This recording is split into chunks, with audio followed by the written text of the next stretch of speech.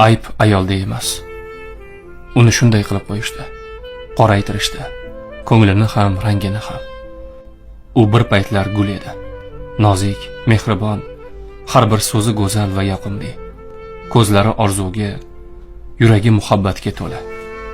Ammo bir kun kelib, u kulishni unutdi. Ko'zlarida charchoq, yuzida qattiqlik paydo bo'la boshladi. Chunki sevilmagan ayol qattiqlashadi. Eshitilmagan ayol baqiradi. E'tiborsiz qolgan ayol esa boltaga aylanadi. Endi u sukut qilmasdan qattiq gapiradi. Endi u chidamaydi, toqat qilmaydi. Chunki unda muhabbat emas, yig'ilib qolgan og'riqlar gapiradi. So'ng shikoyat boshlanadi. Ayol o'zgarib ketdi, ilgari unday emasdi. Yo'q, u o'zgarmadi. Uni ko'ngliga qaralmadi, tushunilmadi, vaqtida eshitilmadi. U atrofidagi to'nkalar sabab chinakam o'tkir boltaga aylangandi. Sababi esa uning yonida oila degan mas'uliyatdan qochadigan bir to'nka turgan edi.